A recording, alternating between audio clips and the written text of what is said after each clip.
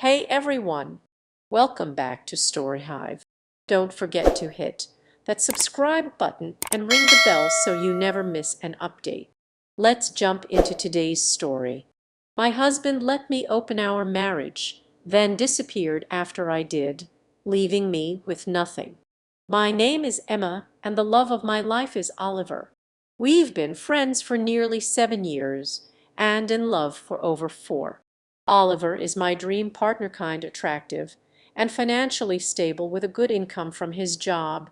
He's been a dedicated worker since the age of 15 and has no regrets about it. He's a real man who enjoys working hard to provide for a family. He grew up by the sea, whereas I come from the capital city. We got married 2 years after meeting, just 1 month after experiencing our first love at the age of 19. My parents were supportive, but his family initially wasn't thrilled about our arrangement. They accused me of trapping him into marriage, even though I was a virgin and had no children. It's hard to understand how they could see it as trapping. I've also been working diligently, starting as a hotel receptionist when I was 17. On the other hand, Oliver had a previous relationship, maybe two, but he only admits to one. It's a mystery why they blamed me for anything. Despite the initial blame and some early animosity, they eventually embraced me as family, and we all found happiness in each other's company and trust. Oliver and I have been in love and married for almost 4 years, and we are all very content. I take care of the cooking and cleaning for him, and am eager to fulfill any of his desires in our intimate moments. I never refuse, and we both find immense happiness in each other. He is my ultimate desire in every way, and I wouldn't ask for anything more. Now, this is where complications enter the picture. I've been working alongside a man named Doran at the hotel since the very beginning. Doran, who is 32, handles maintenance and janitorial tasks for the hotel. Let me make this crystal clear right now for everyone out there. I have absolutely no romantic desires or attraction towards Doran. Doran is simply a kind-hearted person who has gone through a difficult time. He has a wife who cheated on him and left, taking his son with her.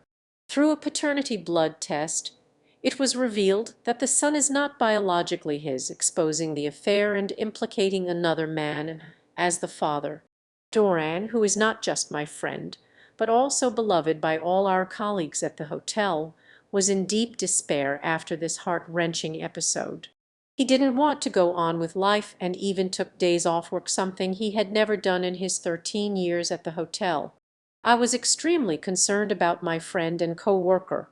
To boost his confidence, I began talking to him at work and insisted that we have lunch together every day along with other co-workers in the break room or outside at tables to chat in the fresh air and sunlight. Doran feels like he's lost his masculinity because of what his estranged wife did to him. He believes no woman will ever want him again, causing him immense anguish. I told Doran that this isn't true at all. I firmly believe any woman would be fortunate to have him as her partner. He is kind, gentle, a good provider, and a loving father to his son. I'll share more about that part of the story later on. Having conversations with Doran over these weeks gave me an idea. I thought I could help him regain his sense of masculinity and at the same time explore a relationship with a different man, something I had never done before, except with my beloved Oliver. This would help me resolve that lingering question in my mind. I then planned when to approach Oliver with my solution and seek his approval. After we finished dinner and cleaned up, I sat down with Oliver for our discussion. I shared my thoughts and suggestions with him. His response was to burst into laughter and give me a crazy, incredulous smile. He thought I was joking about all of this.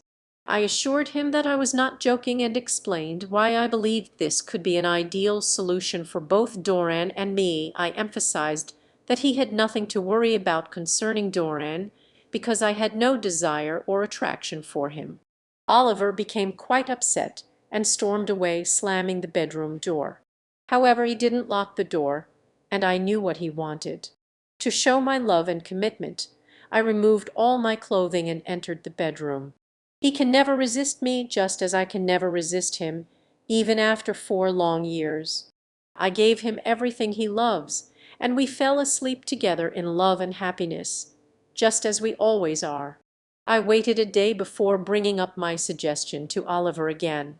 I asked him if he had thought about it, and whether he'd give his blessing once more. He firmly stated that he wouldn't, and warned that if I went through with it he would file for divorce and have no further communication or friendliness with me. I acknowledged his stance with an okay and sat beside him to watch a movie. Eventually, I offered him a treat, and we spent the night together on the couch, still deeply in love with each other. During this time, I observed that Oliver was distant and preoccupied with something other than our intimate moments or the delicious meals I prepared. He frequently talked on the phone outside our apartment or in a hushed tone in the spare room. My suspicions were raised, but there was nothing obvious. Days passed, and it was now Sunday. After attending religious services, Oliver was planning to drive to the sea for a 4-day trip with his family. They had a yearly tradition of fishing during this time, which I had no issue with. I understood that he needed his male bonding time to maintain his masculine qualities and strength. Before he left for his trip, I brought up my suggestion once more. Oliver seemed frustrated, but responded, "Emma, you're an adult, and I can't force you on any matter. If you want to be with another man, I can't stop you. I've already expressed my feelings about this." I hugged, kissed, and thanked him for his understanding. But he looked at me strangely before getting in his car and driving away. Before Oliver left, he advised me to remember what he had told me. I expressed my love for him and continued to send affectionate messages and texts that night. The next day, during lunch, I met with Doran and shared my suggestion with him. He was completely surprised and hadn't anticipated this at all.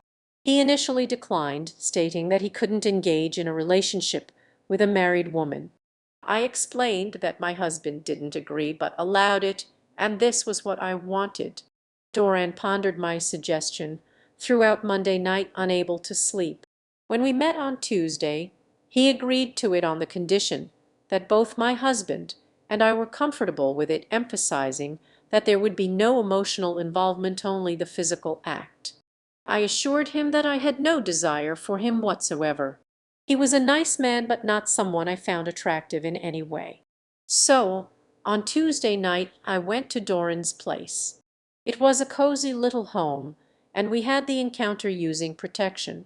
There was no kissing or intimate gestures, just some physical contact in the act itself. It seemed to satisfy Doran quickly. For me, it was merely about putting an end to my curiosity. It wasn't a memorable experience and held no significance for me other than checking off a box. That evening I sent a text message to my beloved Oliver informing him that everything had gone smoothly. I assured him that Doran's self-esteem had been restored and I had found the answer to my question. I emphasized that I would never be with another man, only him, my love, Oliver. It's crucial to understand that this was a purely physical encounter with the use of protection, devoid of any emotional connection or love, unlike the intimate moments I share with Oliver. Let me clarify this for everyone out there. I chose to text Oliver because I was concerned about his reaction, and he didn't respond that night. I spent a sleepless night filled with worry. Thankfully, the next morning he texted back saying he would be returning home on Saturday instead of Friday. While I didn't like the idea of him being away for 2 additional days, I appreciated his understanding regarding the suggested encounter and was grateful to have his love. The following day Doran and I had lunch together, and he expressed his gratitude for the session and for helping him regain his confidence and sense of self. He also shared that he had been granted 50 custody of his son through the court, despite not being the biological father. I celebrated this news with him and explained that now that our purpose had been fulfilled, we didn't need to continue meeting individually for lunch or other gatherings. He thanked me, understood, and assured me that he wasn't a deceitful person.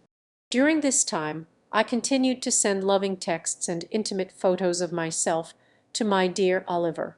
However, his boat had poor service, so his responses were infrequent and mainly expressed his anticipation of seeing me on Saturday. I was filled with excitement and love, eagerly awaiting his return. But unfortunately, this story takes a painful turn. On Friday, after a long day at work and shopping for Oliver's favorite foods, I returned home to a shocking sight. My apartment was empty, and divorce papers were placed on the counter, accompanied by a note. The note stated, "I thank you and wish you good luck and success with Doran," signed by my beloved husband, Oliver. I was overwhelmed with tears and disbelief, knowing that this decision was not his own but influenced by his family's disapproval of me. Oliver would never willingly do something like this. He had taken away all the furniture, silverware, cups, glasses, and linens, leaving only a single set. Our king-sized bed was replaced with a small twin bed. I'm now in a state of complete despair. I've been living in this empty apartment, trying to make sense of everything that's happened. The once vibrant and full space is now cold and lifeless, mirroring how I feel inside. I'm surrounded by reminders of what I've lost: photos of Oliver and me, the place we built together, and the life we planned. My job is the only thing that provides some semblance of normalcy right now. I've been trying to stay busy, but it's hard to concentrate with this overwhelming sense of loss. I keep checking my phone, hoping for a message from Colin or a call from Oliver himself. I'm haunted by the note he left and the fact that he had to leave like this. I can't help but think about how things could have gone differently if I had made other choices. The pain of not knowing whether Oliver will come back is almost unbearable. I've replayed the events leading up to this in my mind 1,000 times, questioning every decision I made. I've considered reaching out to Oliver directly, but I don't want to push him away further.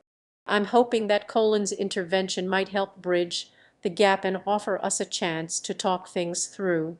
In the meantime, I'm trying to stay strong. I've been keeping up with my work and maintaining some level of routine. I've also started reaching out to friends and family for support, though I find it hard to explain the situation without feeling like I'm betraying Oliver. I've kept the details of our personal lives private, but I've confided in a few trusted individuals who've been supportive. I'm also considering seeking professional counseling. I believe that understanding the underlying issues in our relationship, I want to work through my feelings and make amends where possible. As I wait for Colin's response, I'm holding on to a glimmer of hope. I want to believe that Oliver still cares and that there's a chance for reconciliation. The love we shared was so profound and meaningful, it's hard to accept that it could be over just like that. This is my heartfelt plea to anyone who might be in a similar situation or who has insights on how to handle this kind of turmoil. If you have advice or thoughts on how to approach this, or if you've experienced something similar, I would be grateful for your input. Right now, I feel lost and broken, but I'm holding on to the hope that things can be repaired and that Oliver and I can find our way back to each other. Life in the empty apartment had become a constant reminder of the void left by Oliver's departure. Each day the silence grew more suffocating, and the familiar surroundings, once comforting, now felt like a cage. I spent my days clinging to routine, throwing myself into work to distract from the gnawing pain of uncertainty. The apartment, decorated with mementos of happier times, seemed to mock me with its ghosts. The messages and calls I longed for never came. My phone lay silent, and the hope that Colin's intervention would bridge the distance between us felt like a fragile dream. I replayed every conversation, every argument, every moment we shared, and wondered if there had been something I could have done differently. Reaching out to friends and family provided some solace, but explaining the situation without revealing too much was difficult. I had kept the depth of Oliver's departure and the nature of our struggles close to my chest, feeling both a sense of betrayal and vulnerability. Their support was a lifeline, yet it only highlighted how isolated I felt from the world I once knew. Counseling became a lifeline I was willing to explore, hoping that professional guidance might offer some clarity. I wanted to understand not only the fractured relationship. The thought of working through these feelings with someone who could offer an unbiased perspective was a small but significant comfort. Despite the turmoil, I tried to stay hopeful.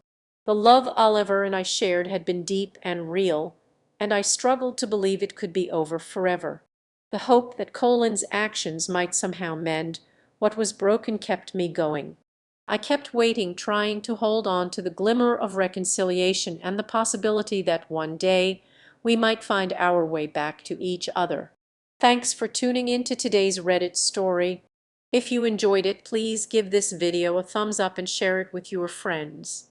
And if you haven't already, make sure to hit that subscribe button and ring the bell so you never miss out on more amazing stories. See you next time.